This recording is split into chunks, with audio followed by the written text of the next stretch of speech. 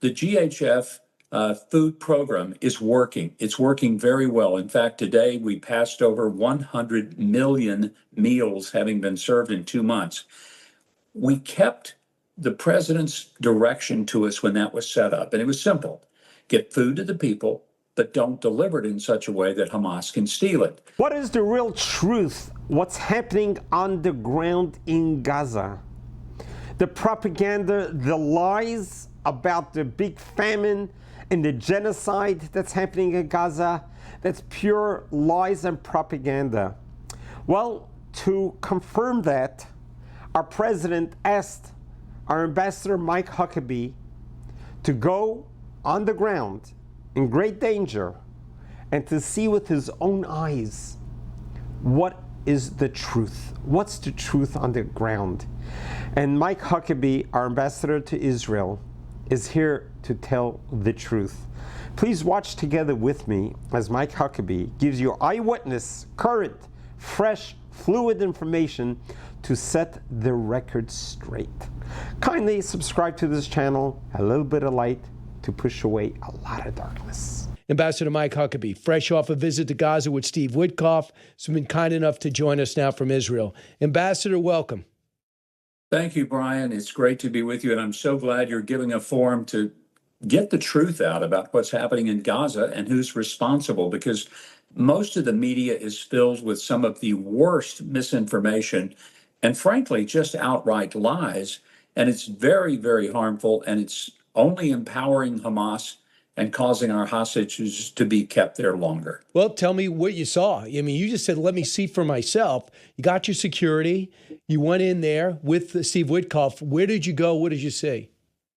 We went into the Rafah area down in the southern part. We were able to look into other parts, but here's what we saw. The GHF food program is working. It's working very well. In fact, today we passed over 100 million meals having been served in 2 months. We kept the president's direction to us when that was set up, and it was simple. Get food to the people, but don't deliver it in such a way that Hamas can steal it. Brian, Hamas has been stealing about 80% of the food. Some say even more than that. And when they steal it and they loot the trucks, then they turn around and they sell it. I'll give you an example. A simple 4-bag kilo of sugar is selling for over $200 in Gaza on the black market because Hamas has stolen most of the food and then they put it out on the black market. Well, people can't afford that. It's a simple thing. Most of the people coming up to the GHF feeding sites will say, wow, this is great. This is the first time I haven't had to pay for the food that's supposed to be humanitarian. It's been disgraceful, and I'm so tired of people saying that the IDF are just shooting people. That is simply not true. There are moments, there have been very difficult environments where maybe you have several thousand people rushing toward an outpost of IDF soldiers.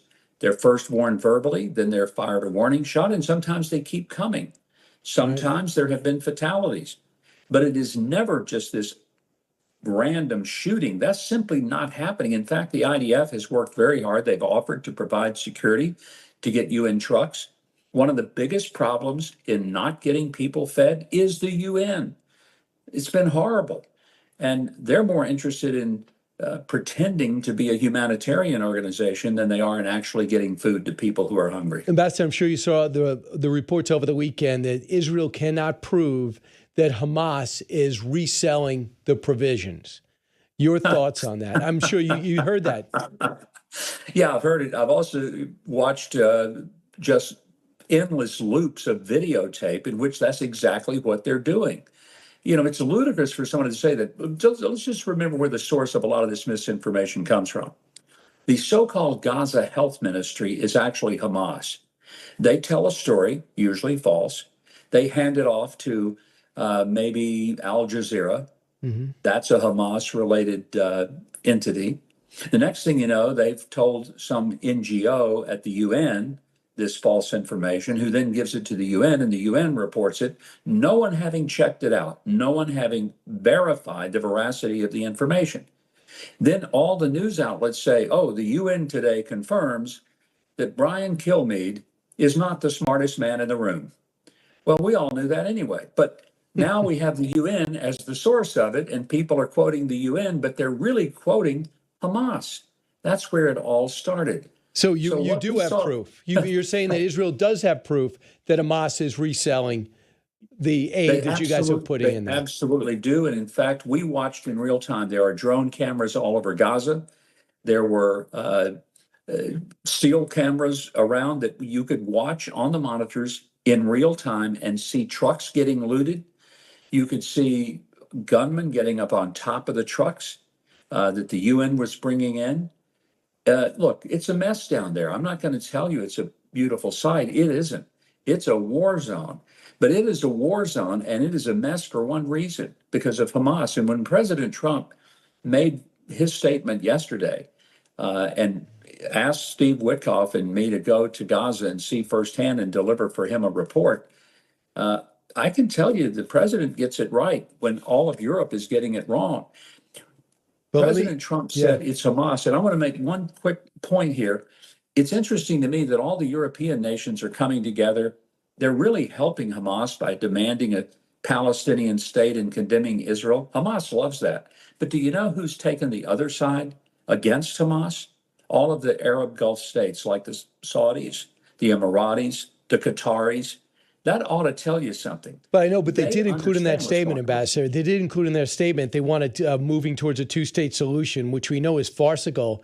I don't mean to brag, but we did have Secretary of State Marco Rubio on yesterday with this very question about the recognition of a two-state solution, which, by the way, I don't even know what it would look like on paper, let alone in real life. Cut 29. Yeah. We have allies, UK, Canada, and France, all either threatening to or already done recognizing a Palestinian state. That's over 140 in the UN. How does the U.S. view this move? Irrelevant. It's irrelevant. I mean, it's annoying to some, but it's irrelevant. It doesn't mean anything. First of all, none of these countries have the ability to create a Palestinian state. There can be no Palestinian state unless Israel agrees to it. Number two, they can't even tell you where this Palestinian state is. They can't tell you who will govern it. And I think number three, it's counterproductive. And that's your point. It's counterproductive.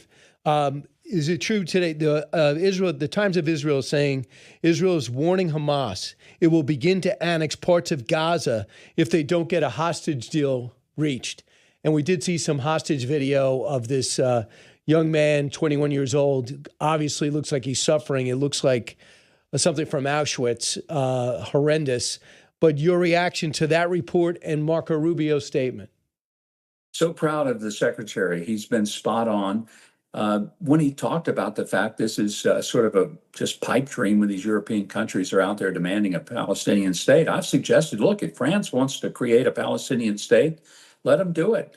Let them put it right there in the French Riviera. It's a nice piece of land. I'm sure people would like to come and go from Gaza and maybe from even Judea and Samaria and go to the French Riviera. So Macron is welcome to offer that if he likes. But you and I were talking back in January before I was sworn in to become ambassador here. And you asked me about a Palestinian state. I said, Brian, we've already had one. There is a Palestinian state. It's called Gaza. That was a absolutely 100% Palestinian state. How did that work out? That's what it will look like. What about, so right now, there is no talks. Talks broke down about a week ago. So Steve Witkoff comes back. You guys tour Gaza. Now, the President of the United States says, it's hard to fake starving. We know some of there were some hoaxes. Sadly, there's some kid born with birth defects. It looks horrible, and they made it seem like that kid was starving. I get it. But you do see human suffering. You care about human beings. You're a pastor, for goodness sakes. You care about human beings first. So if Hamas won't come to the table, have you seen a workable plan? And if is there anything that could be done? For example, the Qataris, pressuring them even more severely, kicking out some of their, the ones that are not in the war zone, out of their country to get them to the table. Can you tell our audience the next step? Well, the president, I think, had the best next step. He was very clear in saying there needs to be a concerted effort. Here's what ought to happen. The UN ought to join forces with GHF and start getting the food to the people and quit pretending that GHF is ineffective and quit pretending that they're doing a great job. They could work together. It would be helpful. The UN has lots of food. They just don't know how to get it in safely. And they don't like the method of delivery.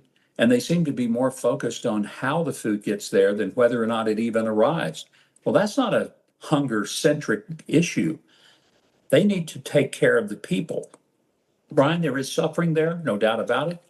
But this idea that there is mass starvation on the level that you see on pictures is simply not accurate. One of the things I want to tell you, we talked to Gazans today. You know what they really want? They want the United States to stand with them, to help them have a Really? future. They're sick of Hamas. So Absolutely. have you been able to interact with any form of leadership with any Palestinian leadership? I don't care if it's whether it's a group leader or anybody in the Palestinian Authority you might deem somewhat respectable. I've been to Ramallah twice. I've sat down with not just a group of business leaders, but also with government leaders. I think that there is, look, there's deep philosophical disagreements about a two-state and certain things, but there is also a real desire to see peace and prosperity for the future. But when I sat down with Gazans today, many of these are well-educated people. You know what they want? They just want Hamas out of their lives. They want peace again. They want to build communities where their kids can grow up in safety. They're sick of Hamas. They're sick of the PLO. They're tired of having their lives destroyed by people who treat them as if they don't exist and they're not important. Have you But they seen? love the United States. And this is what was fascinating to Steve Witkoff and me. They're grateful to President Trump for the things he's saying, for the things he's promising to do.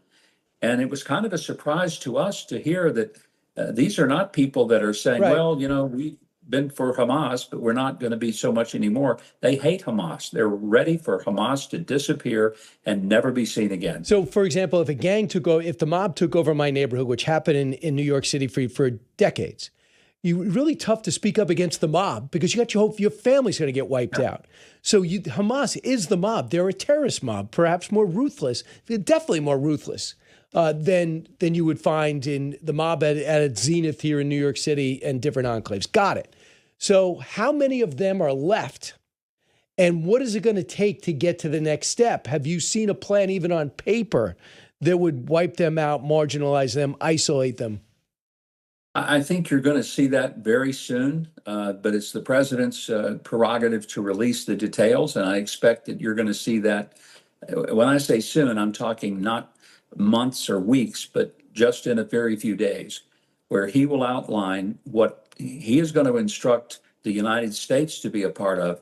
And I think it's going to be celebrated in Gaza by the people who have suffered for 22 months under this absolutely vicious band of savages. I know. For you personally, there's a story out there that everyone seems to run with, that Prime Minister Netanyahu is subjected to his extreme right. It's not really his policies, but if he doesn't do what the extreme right want him to do in Israel, then he's going to lose his power and he'll lose his base. Could you tell me what the reality is? I can't do inside politics in Israel. Well, I live with it every day over here, and I can tell you that that's simply not the case. Does he have a right wing in his party and in his government? Of course he does. He also has a left wing. It's kind of like President Trump has to deal with all of the various people who are in the process. But here's the part, Brian, that is just not getting through, and people are not being honest. President Trump and Benjamin Netanyahu are closer than I think probably any two world leaders have been. And any attempt to say that they're not on the same page is not true. And President Trump has talked with almost daily the prime minister, and the prime minister is willing to make bold moves to get this all settled. Nobody wants it to be over more than he does, as well as every Israeli wants it to be over. So this notion that Israel wants to continue the war, that's one of the dumbest things I think I've ever heard in my life. And I keep hearing it. I want you to hear what Richard Haass said from the Council of Foreign Relations. I want to see what your take is. Listen. The president has political standing in Israel that even Bibi Netanyahu doesn't have. If the president wants to move the needle in Gaza, he can do it. He can put pressure on Israel, not by declaring support for a Palestinian state unconditionally, but by pushing the Israelis to come up with a day after plan, to stop, to open up the area, Gaza to food aid, to stop new settlements in the West Bank. There's a lot of things this president can do if he really. So your thoughts? I just wanted to get you that take. We're up against a break, but what do you think? Okay, I'll be real quick and just tell you, Richard Haas is absolutely off base. It is not the Israelis that need the pressure, it's Hamas. And he needs to come over, as Steve Witkoff and I did today. He needs to look and realize the problem, the total obstruction here is Hamas. Israel is doing its part. They're doing more than their part.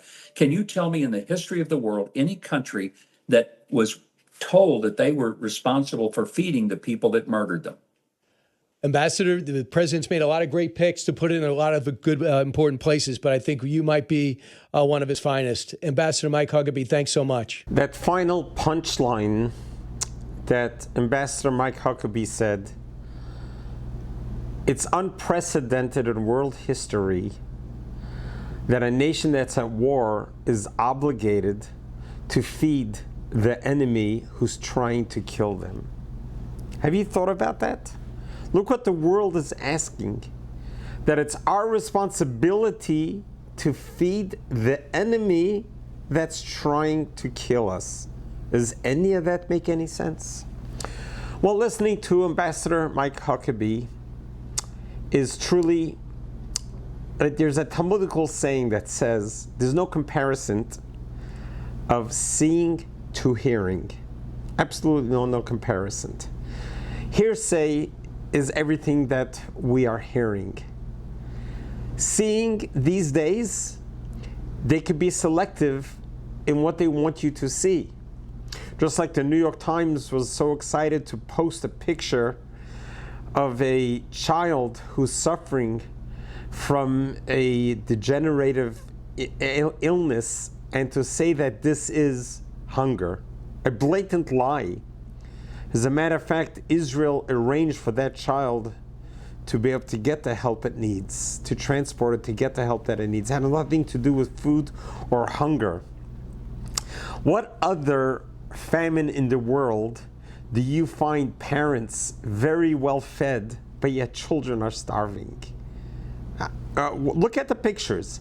The parents seem to have eaten very fine, having no problems. We were not seeing any parents, but yet they're claiming the children are dying of hunger. Well, what parent will let the child die of hunger and they get to eat? So obviously there's a lot of misinformation.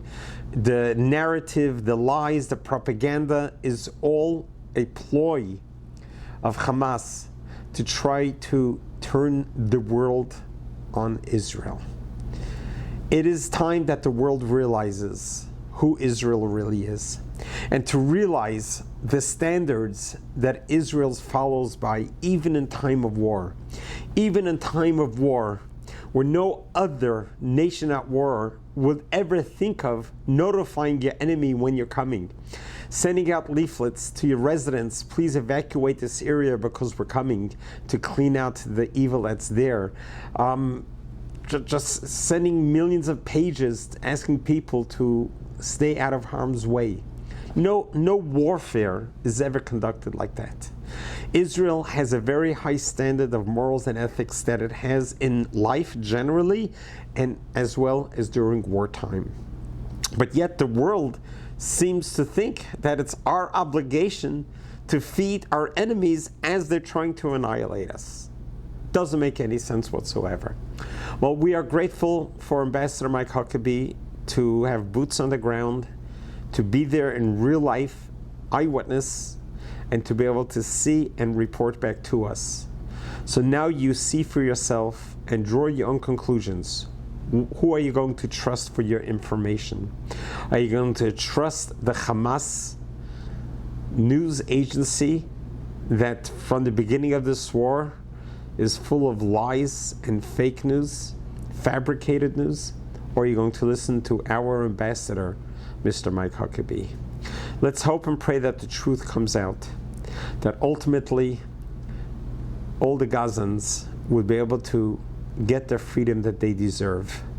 They don't deserve to be living under these circumstances. It was sort of fresh air to hear how the locals, Gazans, won out. They want the Hamas out. Although they voted them in 25, it was their choice to vote in this extremist jihadist government. And, be careful what you wish for, and that's what they got. Well, now they're realizing the mistake, and they would rather see Hamas gone and a democracy brought to Gaza, and once again, peace can be there. Let's pray and we hope that happens speedily in our days. Amen. God bless you. God loves you.